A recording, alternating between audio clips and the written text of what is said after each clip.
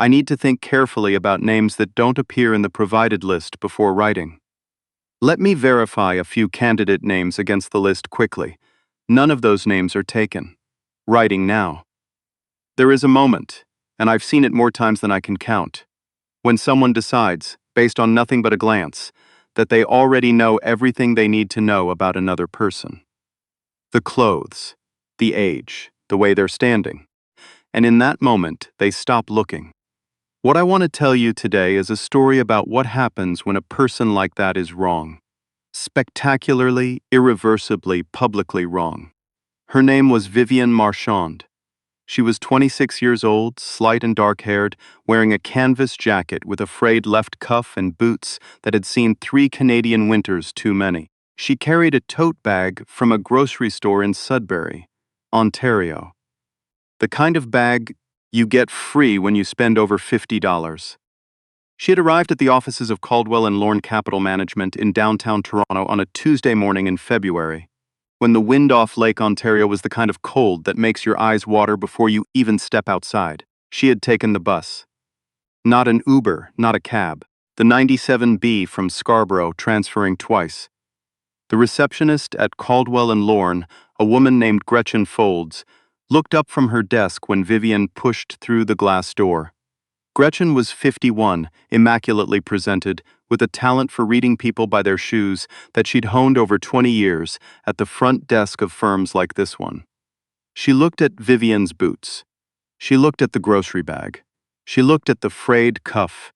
She smiled the way people smile when they've already made up their mind. "Deliveries go around the back," Gretchen said, "through the loading bay on Adelaide." Vivienne stopped.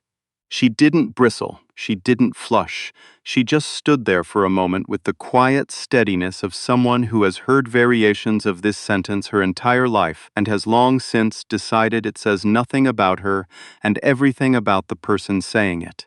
"I have a 9 o'clock, Vivienne said, with Raymond Caldwell." Gretchen blinked. "I'm sorry?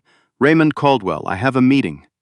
Gretchen looked at her screen. She scrolled again. And then, very slowly, the smile came back, but different this time, tighter, more careful. "Can I ask your name, Vivienne Marchand?" Gretchen typed it, stopped, typed it again. And then she went very still in the particular way that people go still when something doesn't match the story they've told themselves. She picked up the phone.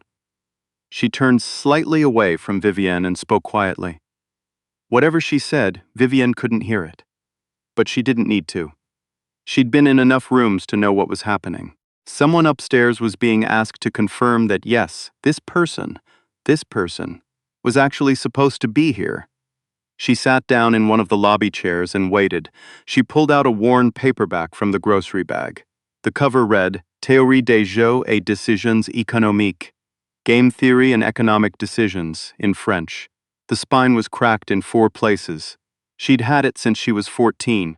To understand Vivienne Marchand, you have to go back to a kitchen table in Chelmsford, just outside of Sudbury. Not the Sudbury of mining company offices and Tim Hortons and Saturday hockey, the other Sudbury. The one where winter comes in October and doesn't leave until May, where the grocery store is 20 minutes away and you check the flyers before you go. Her father, Armand Marchand, had worked the nickel smelter for 18 years. He'd come home every night smelling of sulfur and heat, and he'd sit at the kitchen table after dinner while Vivienne's mother washed up, and he'd do something that none of the other fathers on the street did. He'd study, not for any degree, not toward anything that would earn him a promotion or get him out of the smelter. He studied because he believed, with a quiet ferocity that never required an audience, that a person's mind was the one thing the world couldn't take from you if you chose to grow it. He'd started with economics, then mathematics, then moved into financial theory, the dense, serious kind, the kind taught in university courses Armand Marchand had never been able to attend. He'd order books through interlibrary loan and keep them in a cardboard box under the kitchen table. Vivienne used to read them when she was supposed to be sleeping. By the time she was 16, she understood compound interest, bond yield curves, and the basic mechanics of options pricing better than most people twice her age. Not because anyone taught her, because she'd sat at that kitchen table and read while her father read. Two people in a small house in northern Ontario, learning things that nobody had asked them to learn. Armand died of a pulmonary embolism when Vivienne was 19. He was 54 years old. He never owned a single share of anything. Vivienne kept the books. She didn't go to university. There was no money. There was her mother, Simone Marchand, who cleaned rooms at a hotel in Sudbury 3 days a week and did alterations from home the other 4. There was a younger brother, Rémi, with a hearing impairment and a gift for mechanical things that nobody had ever thought to cultivate. There was rent. There was the bus. What Vivienne did for 6 years after her father died was this. She kept reading. She opened a self-directed brokerage account with $412 she'd saved from a summer job at a gas station. She made mistakes. She lost money. She read more. She made better mistakes. She read more. She started keeping a ledger, not on a computer, but in a notebook, a small green one she'd bought at a dollar store with columns drawn in pencil. Every trade, every rationale, every lesson. She was meticulous. She was patient. She was 26 years old. She was also, by any objective measure, up 340% over 5 years on an account that had grown to just under $800,000. Without leverage, without tips, without a single person helping her.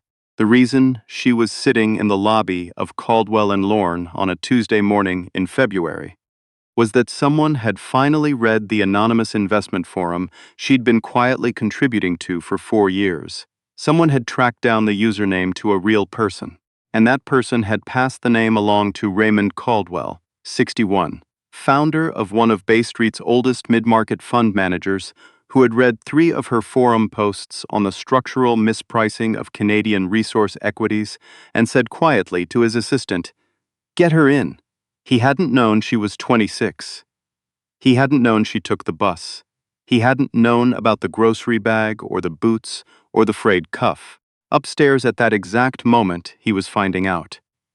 His name was Raymond Caldwell. He was 61, broad-shouldered, silver-haired, with the easy authority of a man who had been the smartest person in most rooms for so long that he'd stopped noticing it. He'd built Caldwell and Lorne from a 2-person shop in 1997 into a firm managing just under $3 billion in assets. He wore a suit that cost more than Vivienne's monthly rent. He stood at his office window and looked at the lobby camera feed on his phone because his assistant, a young man named Theodore Bassett, had sent him a text that said, "She's here. FYI, she's not what yous expect." Raymond looked at the camera feed. He saw a young woman in a canvas jacket reading a French economics textbook. He put his phone away. Then, for reasons he wouldn't fully be able to explain to himself later, he did something he almost never did. He took the elevator down himself.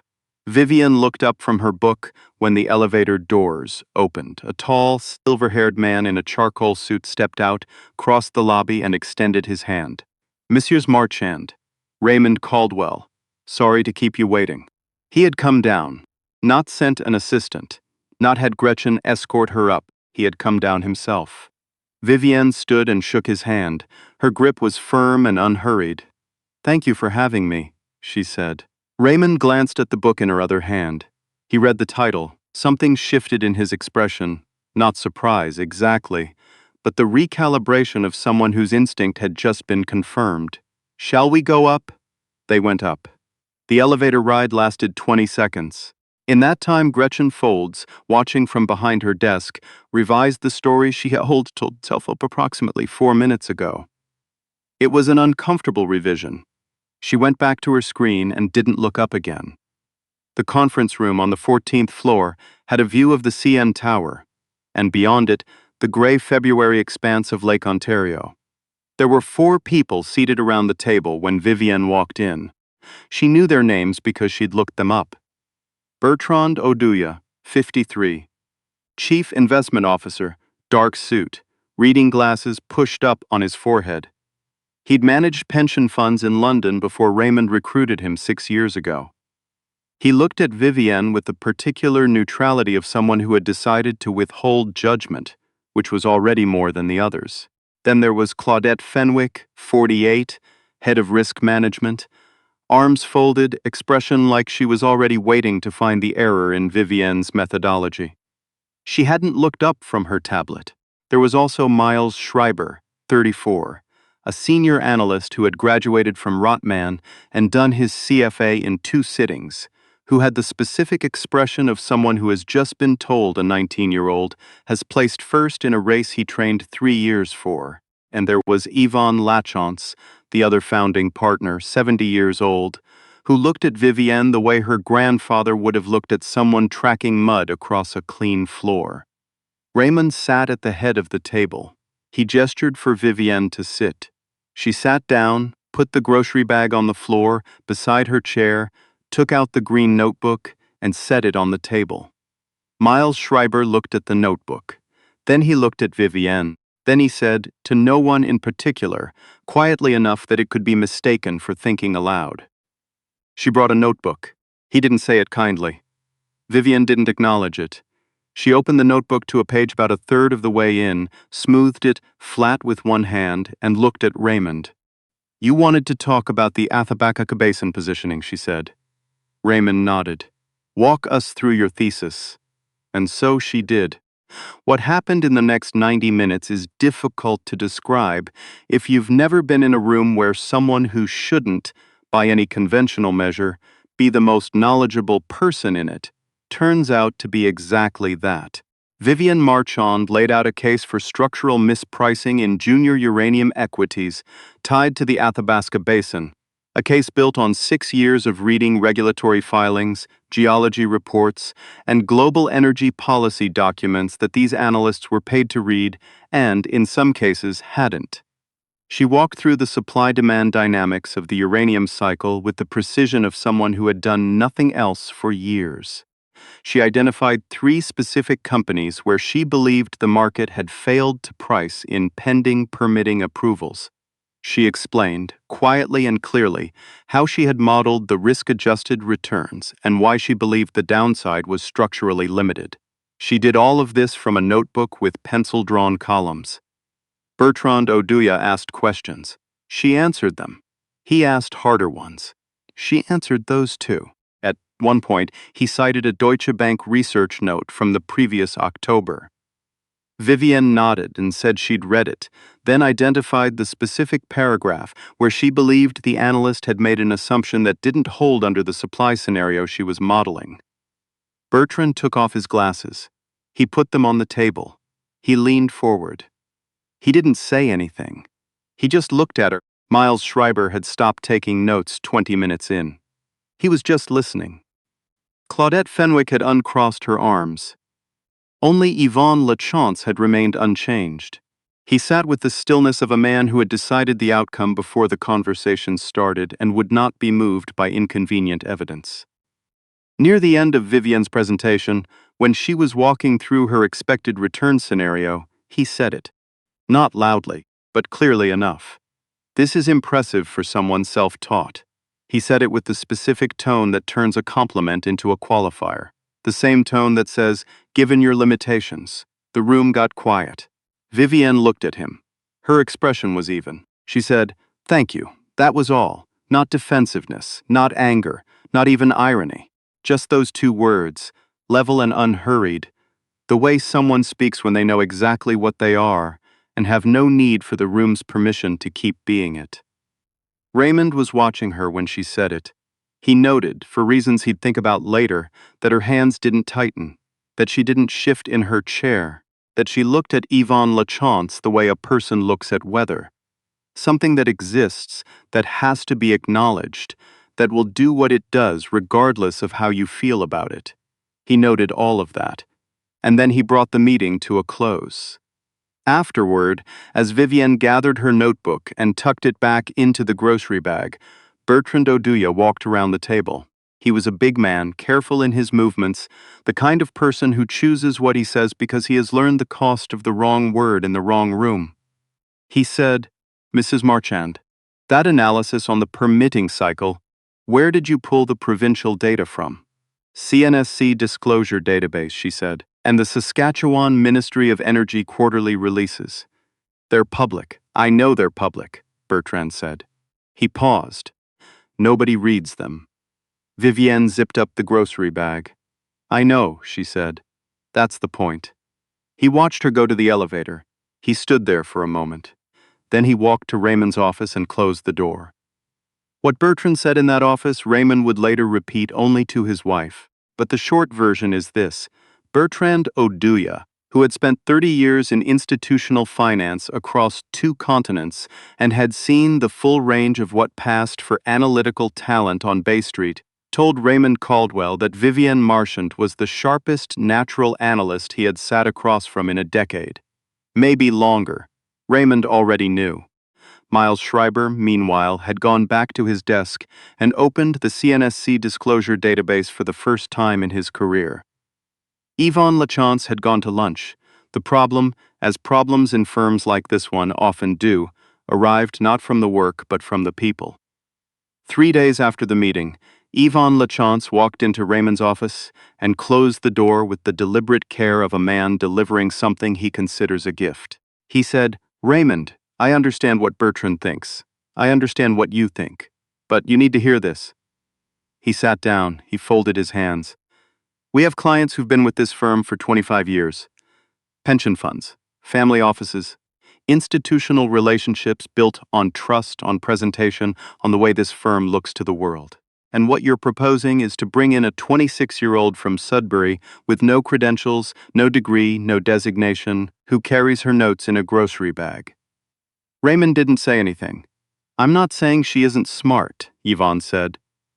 I'm saying that smart doesn't matter if our clients don't trust what smart looks like. We'd be a story, and not a good one. Raymond looked at him for a long time. Then he said, Whose story, Yvonne? Yvonne didn't have an answer for that. He left. But the words landed where Yvonne intended them to. Because 3 days later, Raymond called Vivienne to tell her he needed more time. He said it carefully. He said the internal process required additional steps. He said he'd be in touch. Vivienne said she understood. She took the bus home. She sat at her kitchen table, the one she'd bought secondhand from a church sale in Scarborough, the one she'd carried up 3 flights of stairs herself because she couldn't afford a moving company, and she opened the green notebook to a blank page. She wrote the date. Then she wrote, They're not ready. Keep going. She closed the notebook. She made herself tea. She went to bed. What she didn't know was that Bertrand Oduya, that same evening, was on the phone with a contact at a firm in Calgary. What she didn't know was that Miles Schreiber had sent her forum posts to 2 people he knew at other shops, and one of them had forwarded them to someone at a pension fund in Edmonton. What she didn't know was that the things she'd said in that conference room had already started moving through the world without her. Information travels differently than people. It doesn't carry luggage. It doesn't take the 97B. It doesn't wear boots with 2 Canadian winters on them. It just moves, and it lands where it lands, and sometimes, not always, but sometimes, it lands somewhere important. 6 weeks later, Caldwell and Lorne hosted their annual client reception at a hotel in the financial district. It was the kind of event with past canapes and bartenders in white shirts and conversations that sounded like conversations but were actually negotiations conducted in the language of casual remarks. Raymond Caldwell moved through the room the way he always did, effortlessly, knowing every name, every firm, every relationship. He was talking to the director of a provincial pension fund when he heard a voice across the room. He turned. Vivienne Marchand was standing near the window with a glass of water. She was wearing a dark blazer that looked like it had been ironed very carefully. She was talking to Bertrand Oduya, and next to Bertrand was a man Raymond knew well, André Tremblay, 64, Chief Investment Officer of the CAIS's Infrastructure Division, one of the most consequential allocators in the country. Raymond excused himself and walked toward them. What he arrived to, in the middle of, was this: André Tremblay, a man who chose his words the way a watchmaker chooses parts, was asking Vivienne follow-up questions about her uranium thesis. Not testing questions, Not skeptical questions. Genuine ones, the kind you ask when you've already accepted the premise and want to understand the detail. Raymond stood at the edge of the conversation. He listened. Vivienne answered André Tremblay's questions the same way she'd answered Bertrand's 6 weeks ago. Precisely, without performance, without the upward inflection that people use when they're not sure they're supposed to be speaking. She simply said what she knew, in clear sentences, and let the knowledge carry itself. At one point, André said, "There's a committee call in March. I'd like you to present this." Vivienne said, "I'd need to see the terms of engagement." André smiled. The smile of a person who has been in finance long enough to respect someone who says that. Raymond Caldwell stood very still. He was watching the pension fund director he'd been talking to earlier. The director had drifted toward the window, had caught the edge of the conversation, and was now listening too. The case and the pension fund had an existing co-investment relationship. If André Tremblay was interested in Vivienne's thesis, the pension fund director was going to be interested in the person Raymond Caldwell had almost let walk away over a grocery bag and a frayed cuff. Raymond understood, in that moment, what he had almost done. He understood it the way you understand something you can't quite say out loud, because saying it out loud would require you to name the part of yourself that had listened to Yvonne Lachance and called it prudence. Yvonne Lachance was across the room, talking to a client, laughing at something. Raymond looked at him. Then he looked back at Vivienne. She was still answering André Tremblay's question. She still hadn't noticed Raymond standing there. He waited until the conversation reached a natural pause. Then he stepped in. "André," he said, "I'm glad you two have had a chance to talk." He paused. He chose his next words the way he chose very few words, because they would be heard by people who would remember them. "I'd like to formally introduce you to our newest senior research consultant, Vivienne Marchand." Vivienne looked at him. It was the first she'd heard of it. Raymond met her eyes. Something passed between them, not an apology, not exactly, but an acknowledgement, a recognition of what had almost happened and hadn't.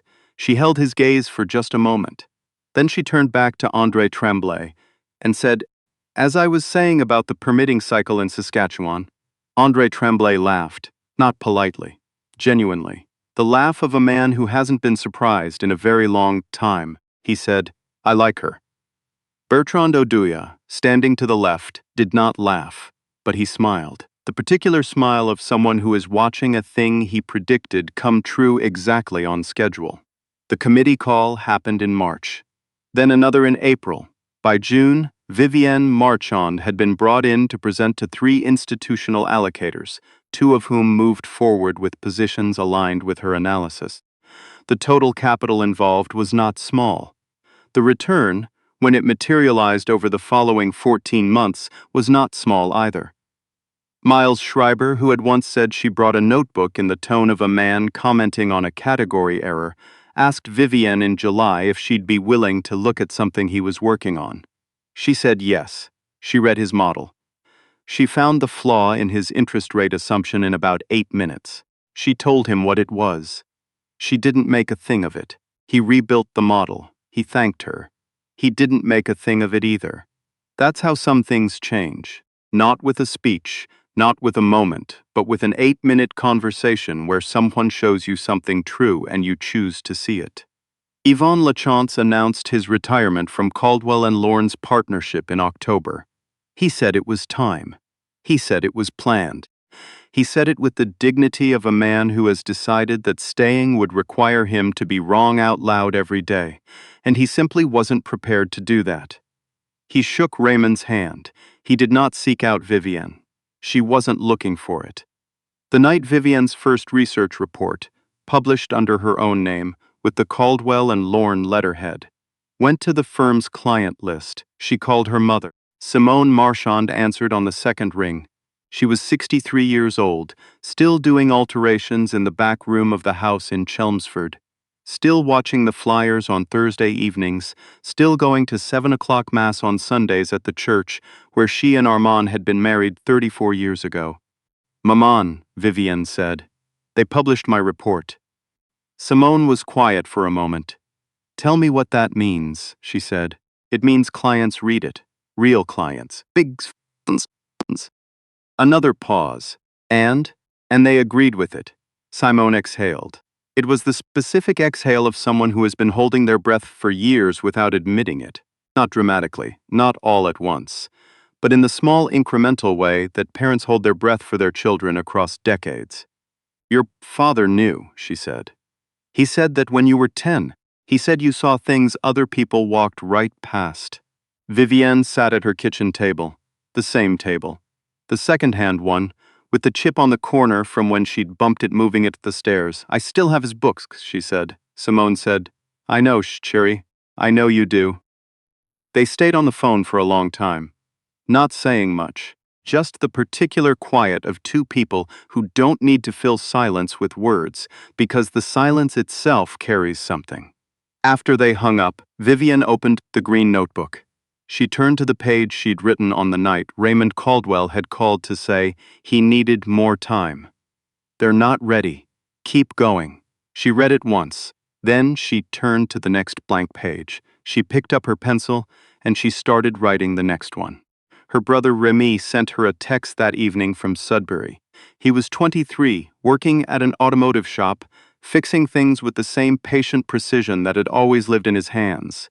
The text said, I heard. I always knew. Tell me you're eating properly. She replied, I'm eating properly. He sent back a single thumbs up. That was enough. The green notebook that Vivienne Marchand carries in a grocery bag from a Sudbury supermarket is now one of 17. She bought a proper bag eventually.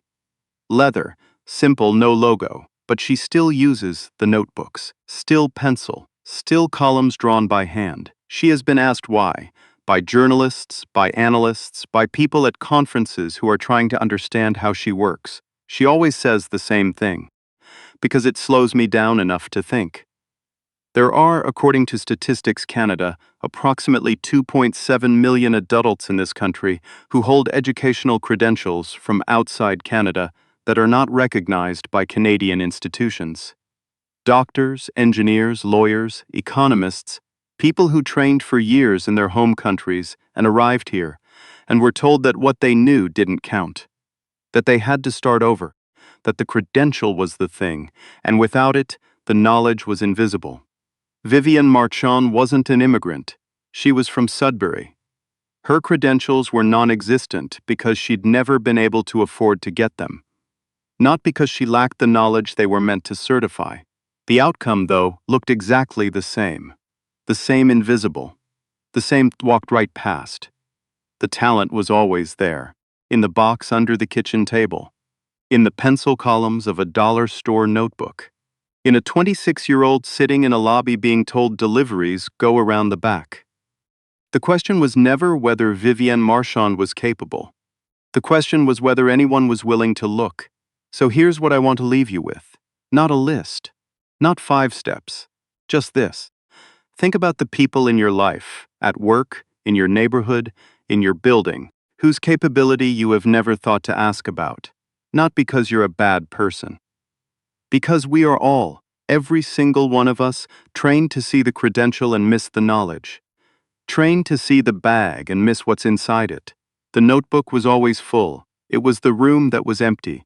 If this story stayed with you, leave a comment.